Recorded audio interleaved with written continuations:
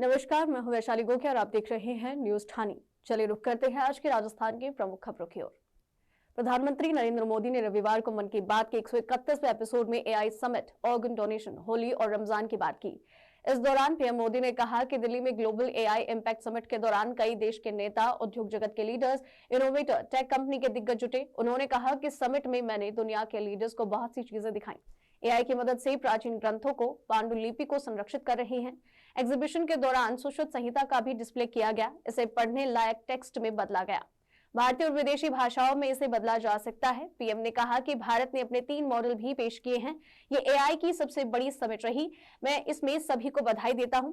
इस अवसर पर मोदी ने रमजान और होली को लेकर भी शुभकामनाएं दी। उन्होंने कहा कि रमजान का पवित्र महीना चल रहा है, उसकी सभी को शुभकामनाएं। साथ ही होली का त्योहार आ रहा है, आप सभी ये खुशी के साथ अपने परिवार के साथ मनाएं। पीएम मोदी ने कहा कि आज देश की गुलामी प्रतीकों को पीछे छोड़ रही है और इस दिशा में हमारे राष्ट्रपति भवन में राजाजी उत्सव 23 फरवरी को मनाया जाएगा और इसी दौरान सी राजगोपालाचारी की प्रतिमा का भी अनावरण होगा।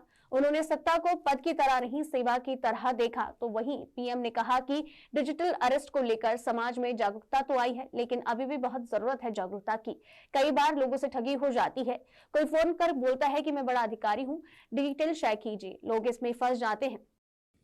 अभी दिल्ली में हुई ग्लोबल एआई इम्पैक्ट समिट के दौरान देखी कई देशों के नेता, उद्योग जगत के लीडर्स, इनोवेटर्स और स्टार्टअप सेक्टर से जुड़े लोग एआई इम्पैक्ट समिट के लिए भारत मंडपम में एकत्र हुए। आने वाले समय में एआई की शक्ति का उपयोग दुनिया किस प्रकार करेगी, इस दिशा में यह समिट एक टर्निंग पॉइंट साबित हुई है।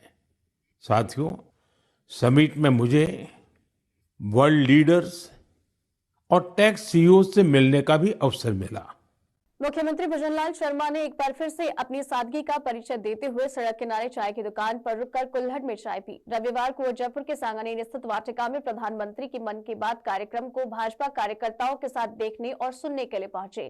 कार्यक्रम के बाद वाटिका से लौटते समय उनका काफिला एक चाय की दुकान पर रुका, जहां मुख्यमंत्री भजनलाल शर्मा ने चाय का आनंद लिया और वहां मौजूद लोगों से, महिलाओं और स्कूली छात्राओं से आत्मीय संवाद किया। उन्होंने लोगों का हालचाल जाना और कुछ समय उनके साथ बिताया। इससे पहले भी मुख्यमंत्री कई बार अचानक चाय की दुकानों पर रुककर आमजन से बातचीत करते रहे हैं, जो उनके सहज और जनसंवादी स्वभाव को दर्शाता है।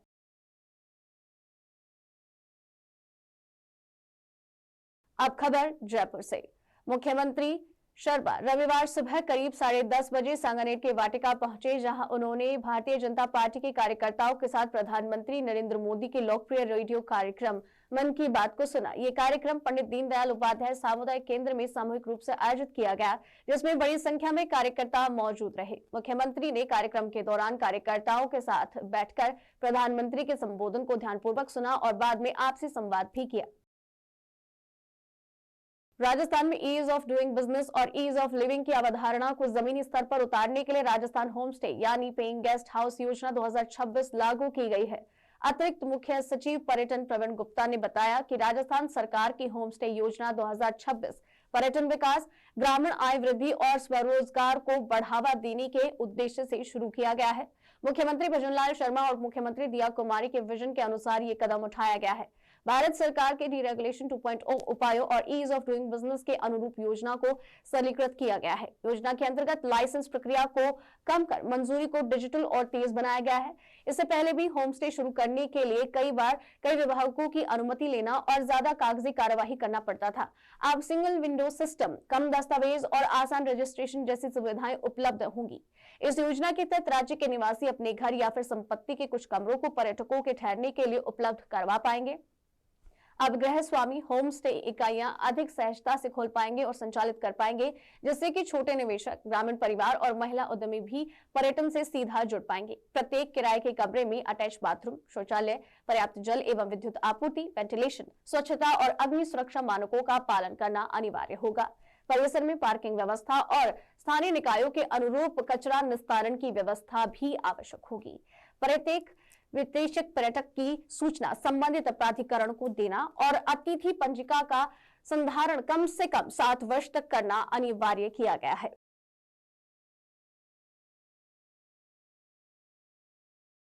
अब खबर 12 से है, जहां पर अंजुमन चौराहे पर ट्रांसफार्मर से चिंगारी निकलने के बाद पास ही पड़े कचरे के ढेर में आग लग गई। आग लगते ही मौके पर हड़कंप मच गया। वहीं पर सूचना पर विद्युत विभाग की एफआरटी टीम तुरंत पहुंची और विभाग के कर्मियों ने पास ही स्थित सुलभ शौचालय के नल से पानी डालकर आग पर काबू पाया। गनीमत ये रही कि समय रहते आग को बुझा दिया गया, वरना बड़ा हादसा हो सकता था। क्षेत्र में बड़ी मात्रा में जमा कचरा कभी भी किसी भी गंभीर दुर्घटना का कारण बन सकता है। स्थानीय लोगों ने नगर परिषद की लापरवाही पर सवाल उठाते हुए कचरे के स्थायी निस्तारण की मांग की है।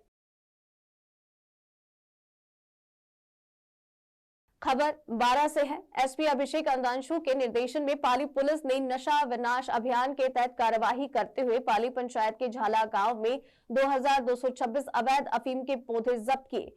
कार्रवाई छाबड़ा डीएसपी ताराचंद के सुपरविजन में हुई। मौके से तलाबड़ा निवासी धन्नालाल बंजारा को डिटेन किया गया, जिसने चोरी छिपे खेत में अवैध अफीम की फसल उगाई हुई थी। पुलिस ने आरोपी के खिलाफ एनडीपीएस एक्ट में मामला दर्ज कर जांच शुरू कर दी है।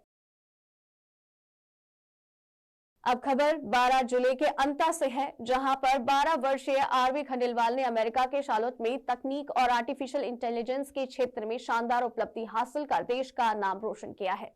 अमेरिका में वेल्स फार्गो बैंक में वाइस प्रेसिडेंट पद पर कार्यरत अंता निवासी उमेश खंडेलवाल की बेटी आरवी पिछले 3 सालों से प्रतिष्ठित वैश्विक मंच टेक्नोवेशन से जुड़ी हुई है और इसी मंच के माध्यम से उन्होंने एक एआई आधारित प्राकृतिक आपदा रेस्क्यू असिस्टेंट तैयार किया, जो भूकंप, बाढ़, जंगल की आग और महामारी जैसी आपात स्थितियों में लोगों को सुरक्षित निकलने के लिए व्यक्तिगत आपातकालीन योजना देता है। उनके इस प्रोजेक्ट को उत्तरी अमेरिका में शीर्ष स्थान मिला। आरवी की इस उपलब्धि को गूगल ने भी फीचर किया और उनकी प्रेरक कहानी रिकॉर्ड करने के लिए टीम शार्लोट स्थित उनके घर पर पहुंची। हाल ही में उन्होंने कोडिंग द फ्यूचर एपिसोड में भी शामिल किया गया, जो प्रसिद्ध podcast where the internet lives का हिस्सा है, जहां उन्होंने अपनी कोडिंग यात्रा और एआई एप्स के बारे में जानकारी दी। आरवी के माता पिता ने कहा कि हमें हमारी बेटी पर बहुत ज्यादा गर्व है। उसने ये साबित कर दिया है कि मेहनत और समर्पण से कोई भी बच्चा वैश्विक स्तर पर पहचान बना सकता है। आरवी की यह सफलता प्रदेश की बेटियों के लिए प्रेरणा बन गई है। भविष्य में उनसे और भी बड़ी उपलब्धियों की उम्मीद की जा रही है। खबर 12 जिले से है, जहां पर छिपाबड़ू थाना क्षेत्र के जबलपुर गांव के तालाब में एक नवजात शिशु का शव मिलने से पूरे इलाके में सनसनी फैल गई। ग्रामीणों ने तालाब में शव तैरता देखा तो भीड़ जमा हो गई, जिसकी सूचना पर छाबड़ा डीएसपी ताराचंद और छिपाबड़ू थाना पुलिस मौके पर पहुंची। शव को तालाब से बाहर निकालकर कब्जे में लिया गया है और आसपास के ग्रामीणों से पूछताछ शुरू की गई। प्रारंभिक जांच में ये साफ नहीं हो पाया कि शिशु को किसने और किन परिस्थितियों में फेंका। फिलहाल पुलिस ने शव को पोस्टमार्टम के लिए भेज दिया है और आसपास के क्षेत्रों में छानबीन कर रहे हैं, जानकारी जुटा रहे हैं। कोई अज्ञात शव है, 2 दिन करीब का है, जबलपुर तालाब में मिला है। बनवारी सरपंच ने सूचना दी थी, इस पर हम मौके पर पहुंचे। इस पर श्रीमान डीवाईएसपी साहब भी मौके पर पधारे थे। पंचनामा मुर्तिब कर लिया है सबका जागने और नवजात शिशु को हॉस्पिटल छिपाबड़ू लाकर पीएम करवा दिया है जांच में, जिसकी एफआईआर दर्ज कर ली है 94 बीएनएसएस में, जांच जारी है। भजनलाल सरकार में शिक्षा एवं पंचायती राज मंत्री मदन दिलावर ने रविवार को गौवंश संरक्षण के लिए एक क्रांतिकारी कदम उठाया। रामगंज मंडी विधानसभा के खेडली गांव चेचड़ से मदन दिलावर ने गोवर्धन गांव ग्वाला योजना का शंखनाद किया और इस दौरान श्री राम स्नेही संप्रदाय शाहपुरा पीठ के पूज्य जगत गुरु स्वामी रामदयाल जी महाराज भी मौजूद रहे। योजना के शुभारंभ के साथ ही रामगंज मंडी के 14 गांवों में सदियों पुरानी गांव ग्याल की परंपरा पुनर्जीवित हो गई। मंत्री मदन दिलावर ने नवनियुक्त 14 गांव ग्वालों का मंच पर माला और साफा पहनाकर शाही स्वागत किया। जगत गुरु स्वामी रामदयाल महाराज ने सभी ग्वालों को अपना मंगल आशीर्वाद दिया और ये ग्वाले प्रतिदिन गांव के सभी गौ माताओं को एक साथ इकट्ठा कर गोचर भूमि में चराने के लिए लेकर जाएंगे। दिन भर गोचर में चराने के बाद शाम को वापस गायों को सुरक्षित उनके घर पर छोड़ेंगे। इस योजना की खास बात यह है कि सेवा के बदले इन ग्वालों को प्रशासन द्वारा मासिक वेतन भी दिया जाएगा। फिलहाल इसे रामगंज मंडी विधानसभा में शुरू किया गया है, लेकिन सरकार की योजना इसे जल्द ही पूरे राजस्थान प्रदेश में लागू करने की है।